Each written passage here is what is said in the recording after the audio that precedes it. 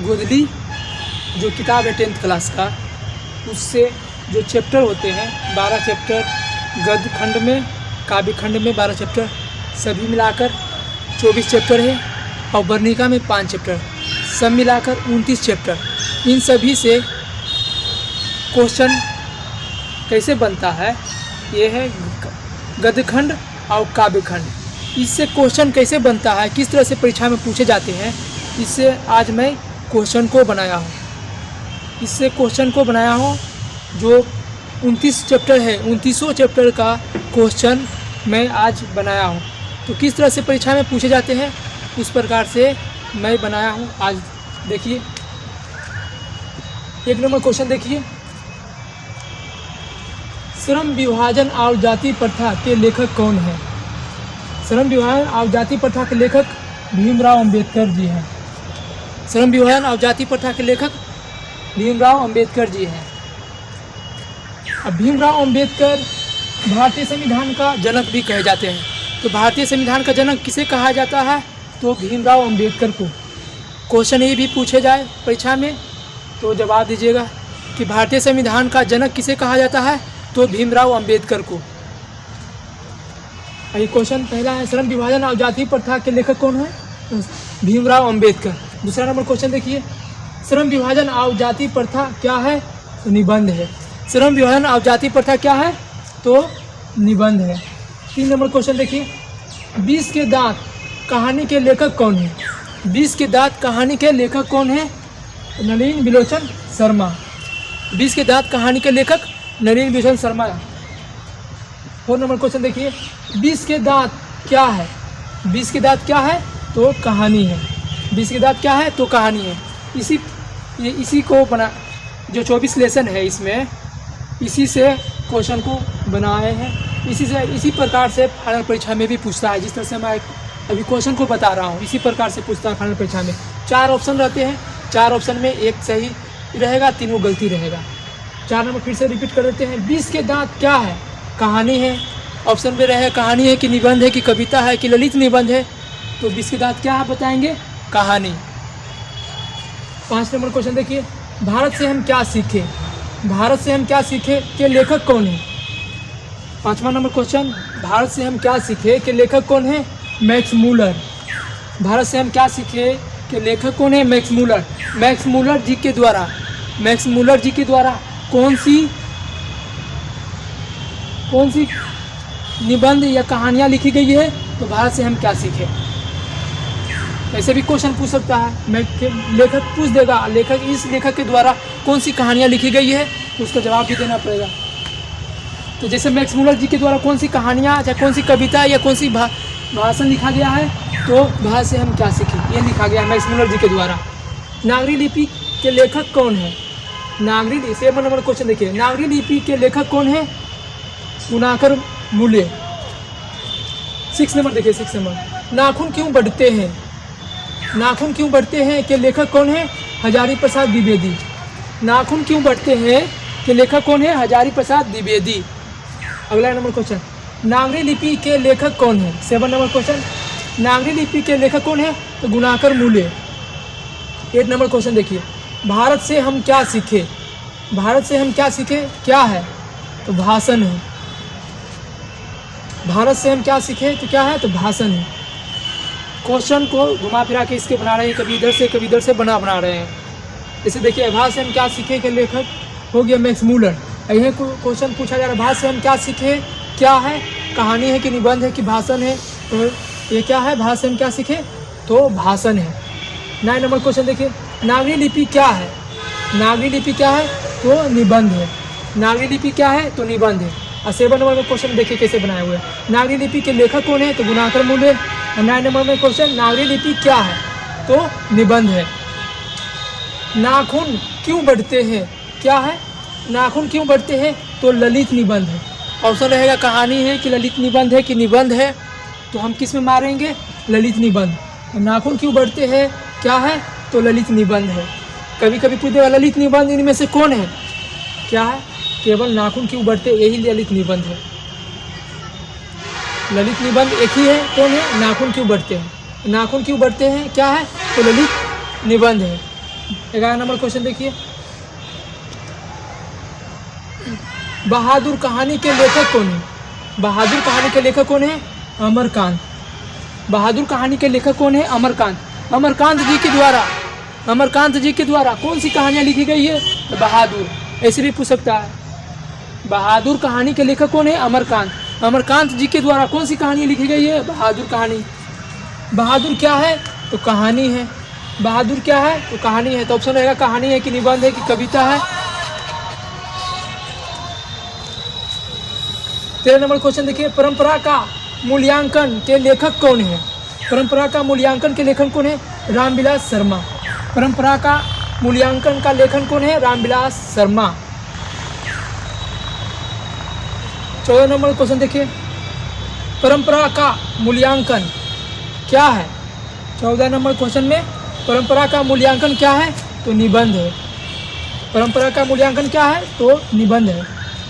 15 number question, जित जित में निरखत हूँ, जित जित में निरखत हूँ के लेखक कौन है? जित जित में निरखत हूँ के लेखक कौन है? पंडित बिरजू महाराज।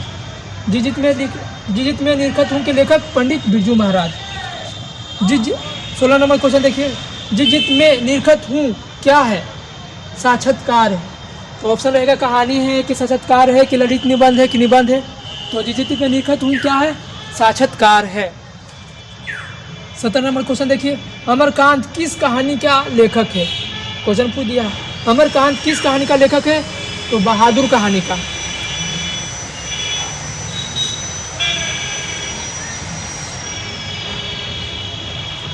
अमरकांत किस कहानी का लेखक है? तो बहादुर कहानी का।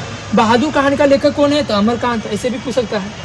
अभिनयों के लेखक कौन है? अशोक वाजपेयी। अभिनयों के लेखक कौन है? अशोक वाजपेयी। अभिनयों क्या है? अभिनयों क्या है? तो ललित निबंध। 19 नंबर क्वेश्चन में देखिए, अभिनयों क्या है? तो ललित रचना है। अभिनयों क्या है? तो ललित रचना है। 20 नंबर क्वेश्चन देखिए, मछली कहानी के लेखक कौन है? विनोद कुमार शुक्ल। मछली कहानी के लेखक कौन है? विनोद कुमार शुक्ल। क्वेश्चन 21 नंबर को देखिए। 21 नंबर में क्वेश्चन है, विनोद कुमार शुक्ल जी के द्वारा कौन सी कहानियां लिखी हुई है? तो मछली। विनोद कुमार शुक्ल जी के द्वारा कौन सी कहानियां लिखी गई है? तो मछली कहानी। 22 नंबर क्वेश्चन देखिए, मछली क्या है? तो कहानी है। मछली क्या है? तो कहानी है। 23 नंबर क्वेश्चन देखिए, नौबत खाने में इबादत किस लेखक के द्वारा लिखा गया है? नौबत खाने में इबादत किस लेखक के द्वारा लिखा गया है? यतेंद्र मिश्र के द्वारा लिखा गया है नौबत खाने में इबादत। 24 नंबर क्वेश्चन देखिए, महात्मा गांधी के द्वारा कौन सी गद्यखंड लिखी गई है? महात्मा गांधी जी के द्वारा कौन सी गद्यखंड लिखी गई है? शिक्षा और संस्कृति। शिक्षा और संस्कृति किस कवि के द्वारा लिखा गया है? तो महात्मा गांधी के द्वारा। शिक्षा और संस्कृति किनके द्वारा लिखा गया है? तो महात्मा गांधी जी के द्वारा। 25 नंबर क्वेश्चन देखिए, नौबत खाने में इबादत क्या है? तो व्यक्ति चरित्र। नौबत खाने में इबादत क्या है? तो व्यक्ति चरित्र। 27 नंबर क्वेश्चन देखिए, शिक्षा और संस्कृति क्या है? शिक्षा और संस्कृति क्या है? तो शिक्षा शास्त्र है। शिक्षा और संस्कृति क्या है? शिक्षा शास्त्र है।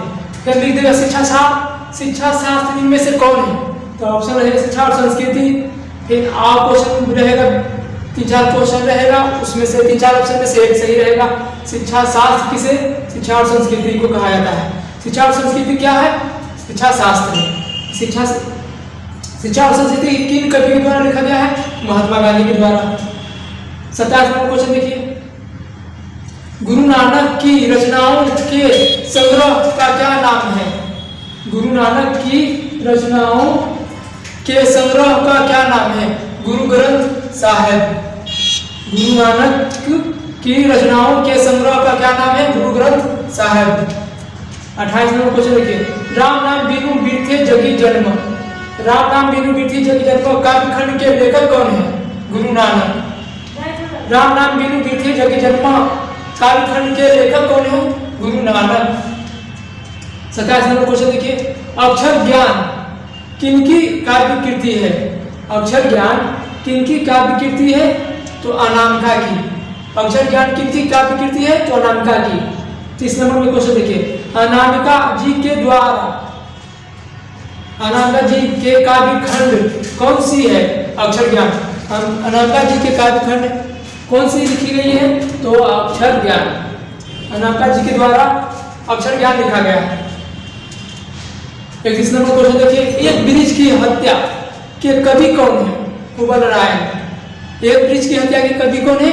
कुंवर नारायण। कुंवर नारायण जी के द्वारा कौन सी कविता लिखी गई है? एक वृक्ष की हत्या। ऐसे भी क्वेश्चन पूछ सकता है। एक वृक्ष की हत्या के कवि कौन है? कुंवर नारायण। देखिए, कुंवर नारायण जी की इनमें से कौन सी काव्य खंड लिखी गई है? अच्छा, लिखी हुई है। तो ऑप्शन रहेगा एक वृक्ष की हत्या, कोई कहानी या कविता उसमें ऑप्शन रहेगा। तो कुंवर नारायण जी के द्वारा एक वृक्ष की हत्या लिखी गई है। 32 नंबर देखिए, 33 नंबर, एक वृक्ष की हत्या किससे जुड़ी हुई है? पर्यावरण से। एक वृक्ष की हत्या कविता है जो किससे जुड़ी हुई है? तो पर्यावरण से जुड़ी हुई है। रामधारी सिंह दिनकर की कौन सी कविता है? रामधारी सिंह दिनकर जी के द्वारा कौन सी कविता लिखी गई है? तो जनतंत्र का जन्म। रामधारी सिंह दिनकर जी के द्वारा कौन सी कविता लिखी गई है? जनतंत्र का जन्म। जनतंत्र का जन्म किस कवि के द्वारा लिखा गया है? तो रामधारी सिंह दिनकर। ऐसे भी क्वेश्चन पूछ सकता है। 25 नंबर देखिए, जनतंत्र का जन्म काव्य खंड किस कवि के द्वारा लिखी गई है?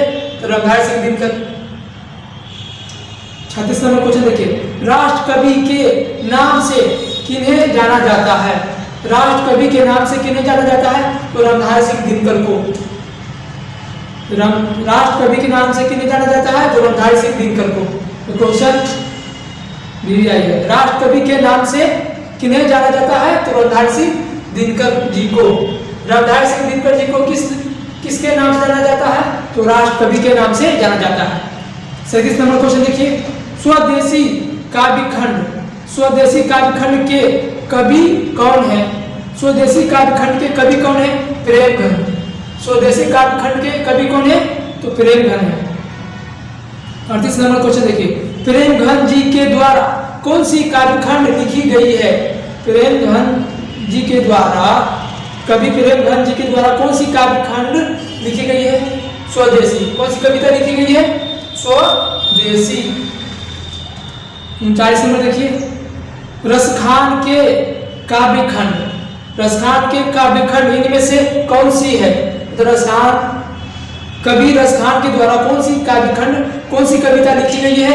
मेरे प्रेम यानी श्री राधिका। प्रेम यानी श्री राधिका किस कवि का लिखा हुआ है? तो रसखान जी के द्वारा लिखा गया है। रसखान के काव्य खंड इनमें से कौन सी है? प्रेम यानी श्री राधिका। तो 4 ऑप्शन रहेगा, 4 ऑप्शन में 1 सही 3 गलत रहेगा। तो रसखान जी के द्वारा प्रेम यानी श्री राधिका लिखी गई है। 40 नंबर क्वेश्चन देखिए, प्रेम यानी श्री राधिका काव्य खंड किस के द्वारा लिखी गई है? रसखान के द्वारा। प्रेम यानी श्री राधिका काव्य खंड किस लेखक के द्वारा लिखा गया है? तो रसखान जी के द्वारा लिखा गया है। 41 नंबर क्वेश्चन को देखिए, अति सुधो स्नेह को मारग है। अति सुधो स्नेह को मारग है के काव्य खंड किनकी है? अति सुधो स्नेह को मारग एक काव्य खंड किनकी है? तो घनानंद जी के द्वारा कौन सा काव्य खंड लिखी गई है? अति सुधो स्नेह को मारग है। इसे 2 क्वेश्चन बन रहा है।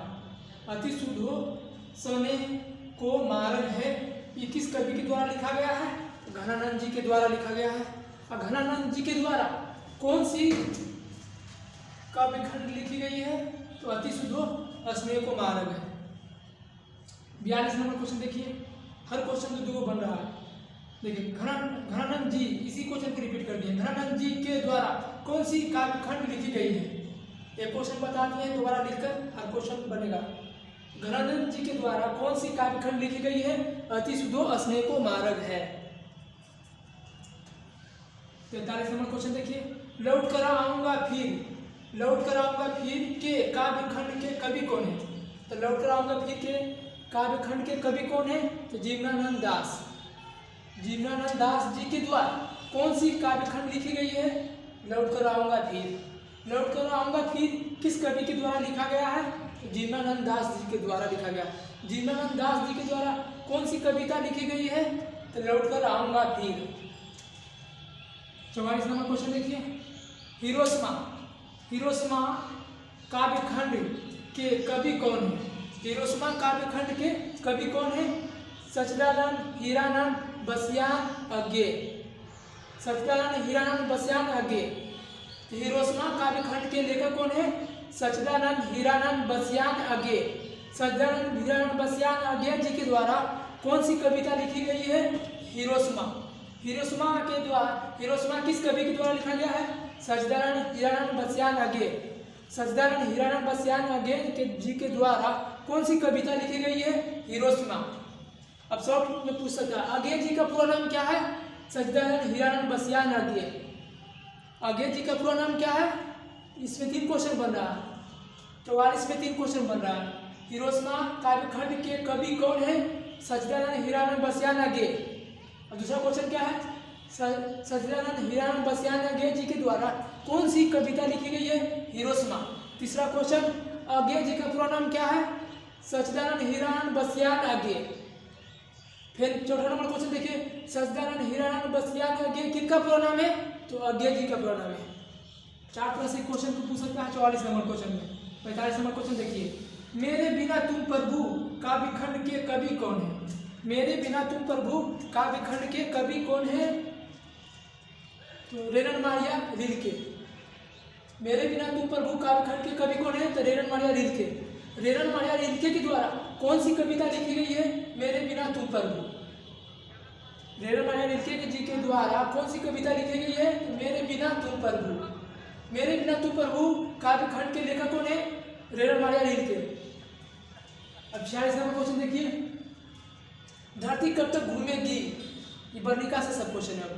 धरती कब तक घूमेगी पाठ के लेखक कौन है? धरती कब तक घूमेगी पाठ के लेखक कौन है? सावरदैया।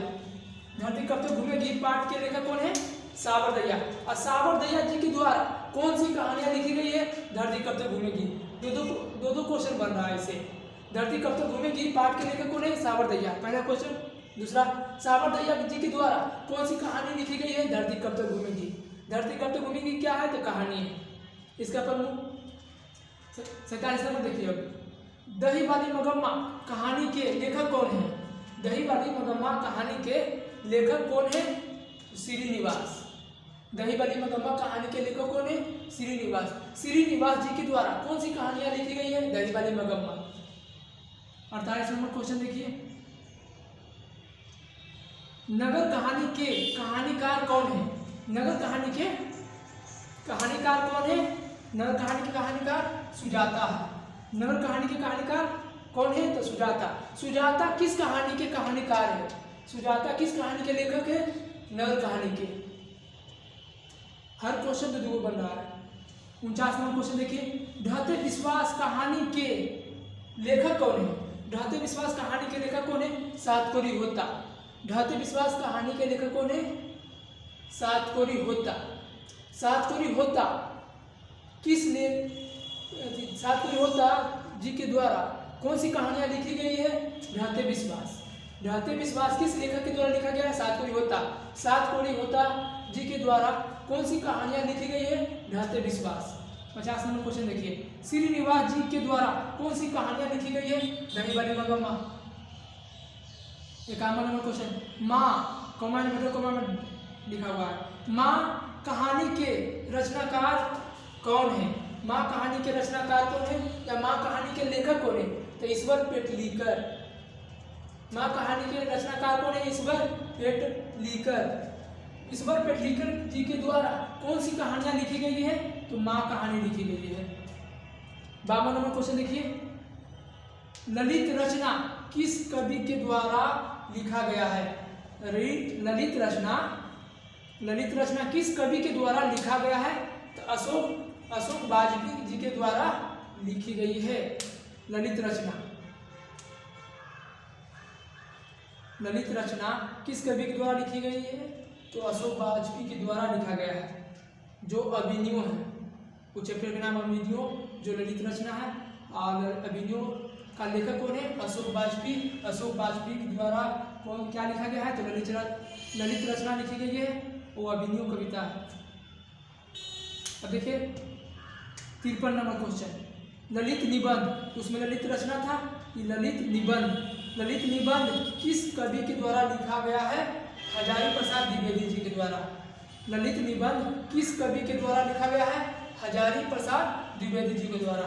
हजारी प्रसाद द्विवेदी जी के द्वारा क्या लिखा गया है? तो ललित निबंध लिखा गया है। 54 नंबर क्वेश्चन देखिए, भारत में बेरोजगारी का प्रमुख कारण क्या है? भारत में बेरोजगारी का प्रमुख कारण क्या है? जाति प्रथा। भारत में बेरोजगारी का प्रमुख कारण क्या है? जाति प्रथा। 55 नंबर क्वेश्चन देखिए, एक वृक्ष की हत्या पाठ में कवि किसकी रक्षा को कविता का केंद्र मानते हैं? एक वृक्ष की हत्या पाठ में कवि किसकी रक्षा को कविता का केंद्र मानते हैं? मानवता की रक्षा को। एक वृक्ष की हत्या पाठ में कवि किसकी रक्षा को कविता का केंद्र मानते हैं? मानवता की रक्षा को मानते हैं।